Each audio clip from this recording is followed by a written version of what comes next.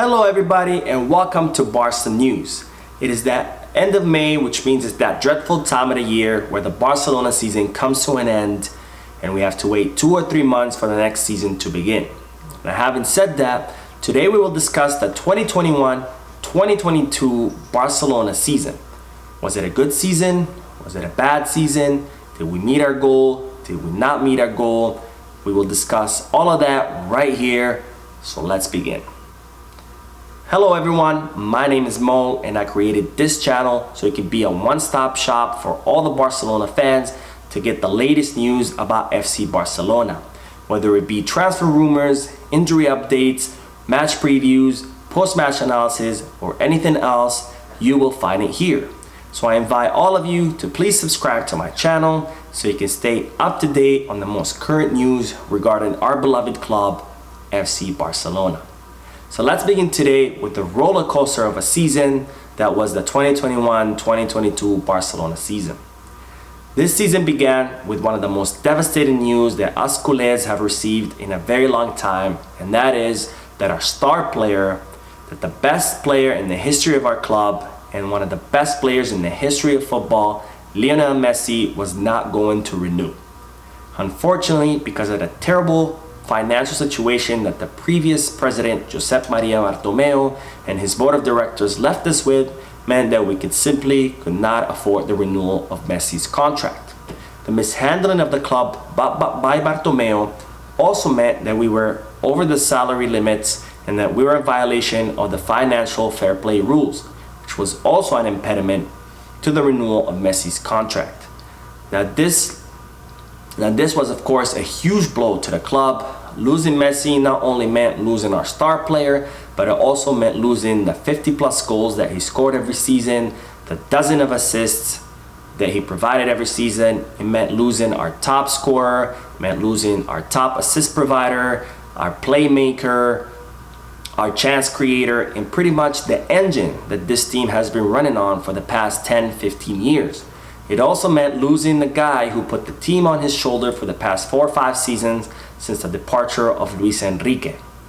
Now, to add to our woes, we also found out on the last day of the transfer market that Antoine Griezmann was going to be loaned out to Atletico de Madrid for 2 seasons with an option to buy. Now, I personally was not a fan of Antoine Griezmann at FC Barcelona. I think he did not fit in the squad. I think he did not live up to the high expectations that we had of him. However, I was a big fan of him at the French national football team, and I was also a big fan of him at Atletico de Madrid, but at Barcelona, he simply did not fit. However, despite not fitting in the squad, he still provided us with many goals and many assists in the short time that he was at the club. So losing Lionel Messi and Antoine Griezmann in the same month meant that we would have a huge deficit when it came to goals and to assists. And this was immediately apparent right from the beginning to the season, all the way through almost the second half of the season, where we saw Barcelona create a chance after chance after chance, with not being able to complete those chances and scoring goals. And of course, if you can't score goals, then you can't win matches. Now, with the loss of these 2 stars, the 2021-2022 season was off to a very bad start. The team was putting on some very bad performances, and this was all reflected in the match results, where we saw Barcelona lose matches that they shouldn't have lost, tied matches that they should have won, and even when the team did win, those victories were not decisive victories, and the team simply did not impress. And to top all of that, we had a coach in Ronald Koeman who had no idea on what he was doing. He had no strategy on how to play or even win the matches, and he had no vision for the team. And press conference after press conference, he gave us cheap excuse after terrible excuse on why the team was performing bad. Whether it was the referee's fault, the opposing team's fault, the player's fault, or simply saying this is all we've got, Ronald Koeman had no answer to why the team was performing bad, and he had no idea on how to get us out of this bad situation. And this was a situation that saw us crash out early out of the Copa del Rey, and saw us 9th on the table, not only out of Champions League spots, but also out of Europa League spots. Now, don't get me wrong, I'm a huge fan of Ronald Koeman as the soccer player. He will always be a Barcelona legend, and he will always be the Wembley hero who helped us win our first Champions League.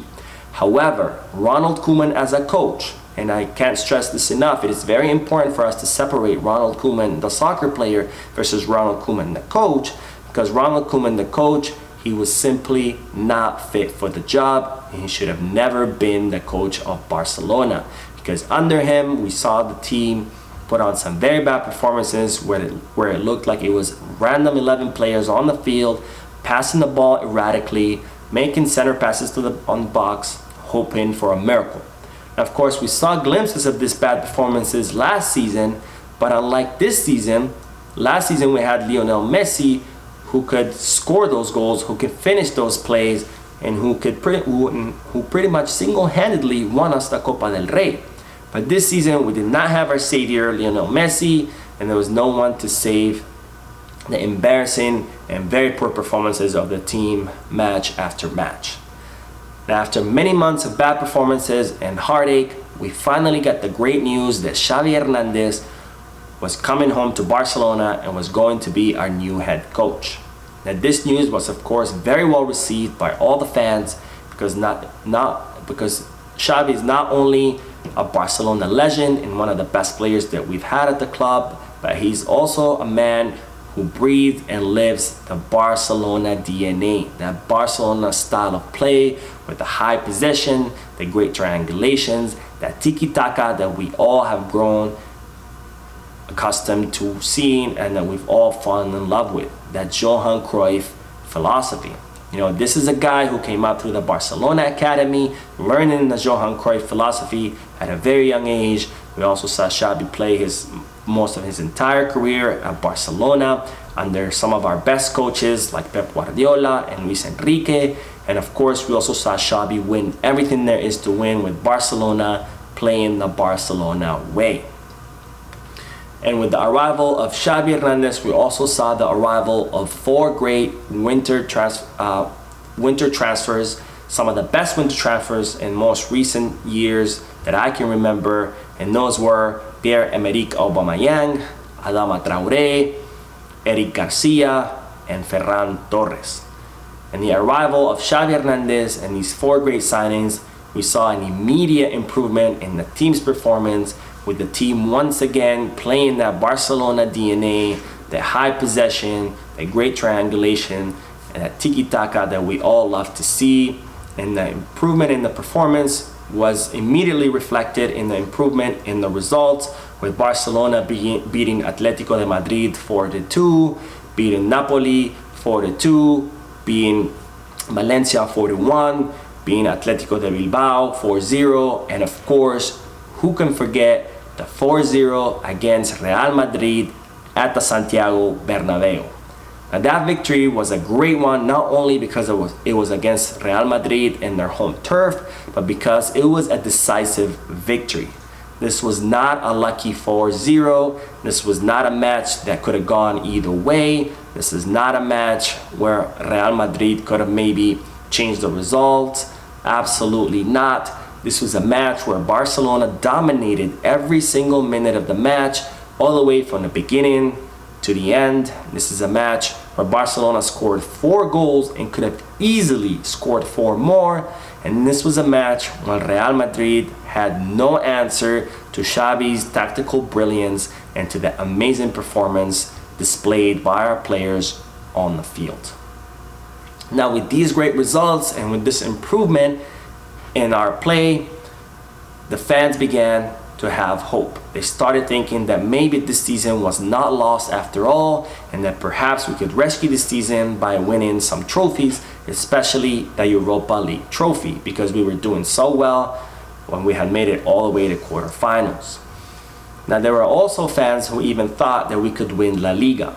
I was not amongst those fans. I never thought La Liga was within reach.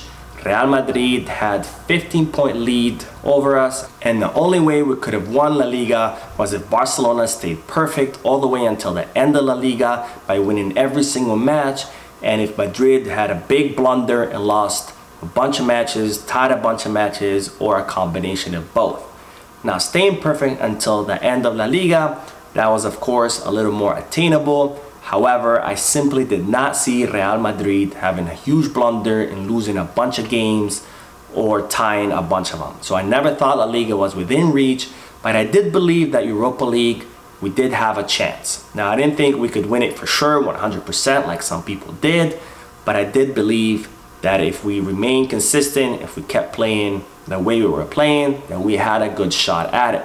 After all, the Europa League has become more and more competitive in the recent seasons, and just because we were a big team in the Europa League did not mean that we could 100% win it.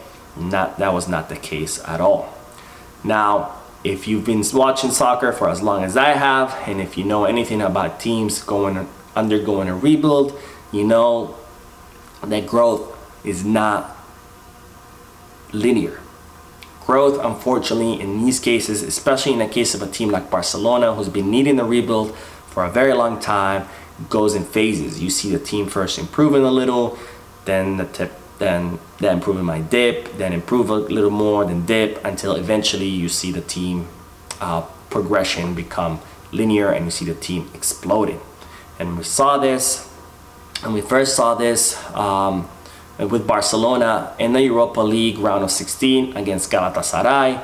Now, even though we did defeat the Turkish side, that victory was not a decisive one, and we could see Barcelona's performance is starting to dip. And of course, it all came crashing down against Eintracht in the quarterfinals of the Europa League, where we were unfortunately eliminated. And this bad result was followed by more bad results in La Liga, who saw all the fans disillusioned once again and heartbroken and without any chance or any possibilities of winning a trophy this season and rescuing this season. Now, of course, as I said a few seconds before, progression is not linear. It comes in phases, and after a series of bad results, we saw Barcelona pick up the pace, and we started winning some matches, and we were able to finish the season in second place. Now, having recapped the whole season, do I think was the season a success or was it a failure?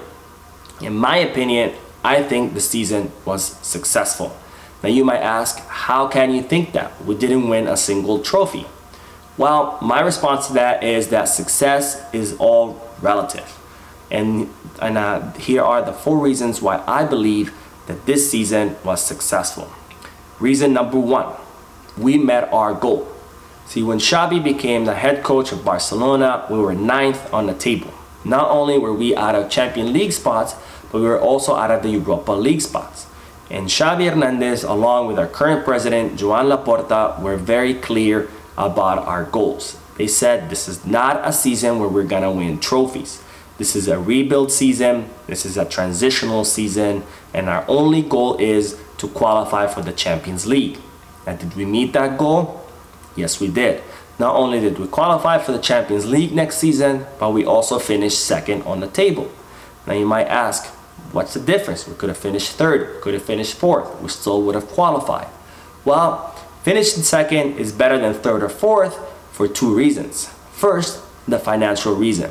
See, the 2nd team receives more money from La Liga than the 3rd and a lot more than the 4th. And given our dire financial situation, the more money we can receive, the better it is for the financial stability of the club. And the second reason why finishing 2nd is better than 3rd or 4th, that's because the standing in the soccer world. Now, what does that mean? Well, when a player wants to go to another club, they want to go to a club where they think they can win trophies. So a player is going to want to go to a team that finished 2nd in their league over a team that finished 3rd or 4th. So when it comes to the summer transfer window, we're going to have a lot better standing with players who want to come to Barcelona, who finished 2nd, over, let's say, going to Sevilla, who finished 4th. Now, the second reason why I believe this season was a success, and that's the prospect of the team. Now, not only do we have a great coach in Xavi Hernandez, who has a clear strategy and a clear idea on where he wants to take the team and how he wants to see the team perform, but also Xavi is relatively new to the coaching arena. Now, yes, he did coach for a few seasons in Qatar, but that is not the same as coaching a team in Europe, and it's definitely not the same as coaching in La Liga, which is one of the best leagues in the world. And this is not a negative thing, this is actually a positive thing, because it means that Xavi has a lot of room to improve and a lot of margin to become better. Now, if you think here that Xavi did a good job during this season, just imagine how much better he's gonna do next season and the season after that, as he gets more experience and as he learns from his mistakes. Now, the good prospect is not only in our head coach, but it's also in our team players. We have a lot of great young talent that not only are they doing good now, but they also have a lot of room for improvement and a lot of margin to become better. Players like Pedri, Ronald Araujo, Eric Garcia, Ansu Fati, Gavi, and even Ferran Torres. All these are very young players who have a lot of talent, a lot of skills, and have a lot of room for improvements. These players will probably become the best in their positions in the future. So along with the great coach and all this great young talent, this team has a lot of prospect and the future looks very bright. The third reason why this season was a success, in my opinion, and is the structural changes that Xavi implemented. And what do I mean by this? Well, first of all, when Xavi arrived, he made sure to replace the entire medical staff. The reason why he did this, because we were having a lot of problems with injuries, with players constantly not only getting injured, but also getting re-injured. So he made sure to replace the entire medical staff with not only the best doctors in Barcelona and Spain, but also some of the best doctors in all of Europe. And this is very important, because what's the point of having talented players if they're going to spend most of their time on the injury list? The second structural change that Xavi did was replace the entire physical conditioning staff. See, before, when Xavi arrived in Barcelona, the team was very out of shape. And this was very evident in the match performances, where we saw Barcelona start out the match very strongly, playing very well, and then towards the second half, we would see a nosedive in the performance of the team, because they were simply not in shape to play at the top of their game for the entire 90 minutes. So Xavi made sure to replace the entire physical conditioning staff to make sure that the players are all in great physical conditioning, because once again, what's the point of having talented players if they cannot finish matches? The fourth reason why I believe this season was a success was the great and amazing work that our current president, Joan Laporta, and his board of directors are doing. As you might already know, the previous president, Josep Maria Bartomeu, and his board of directors did a lot of harm to this club.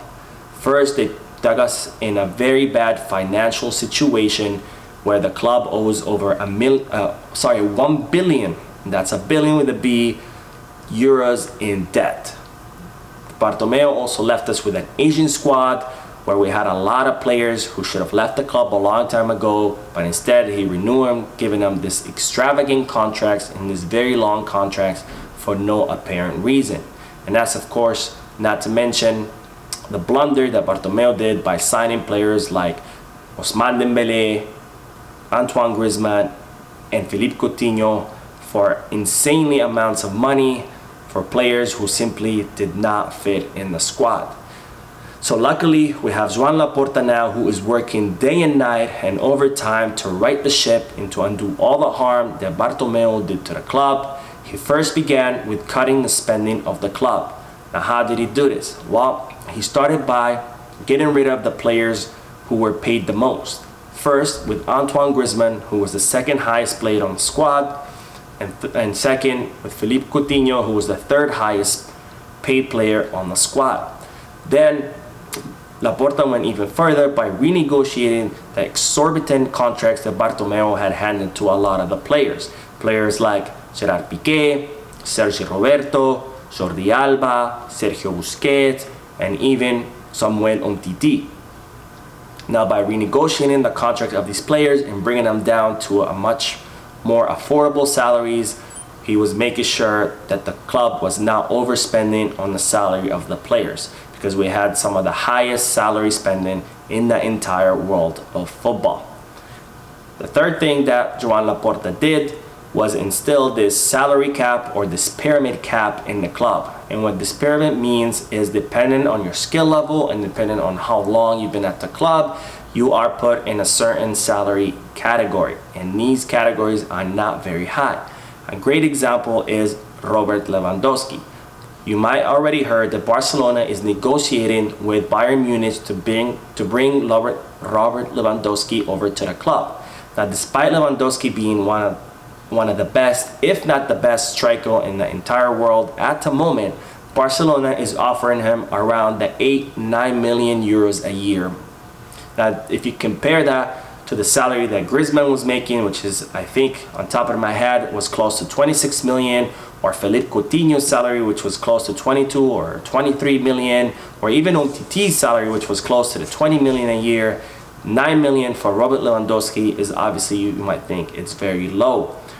But Joan Laporta is making sure that not only are we paying salaries that are feasible and affordable to the club, but he's also sending a message to players who want to come to Barcelona by telling them this is a club where you come to win trophies, where you come because you want to be a part of the club, not because you want to come and become rich. If that is your goal, if you want to come to Barcelona to become wealthy, well, this is not the club for you. You can go to teams like PSG or Manchester City where they're willing to throw 40, 50, or even 60 million euros at you every year.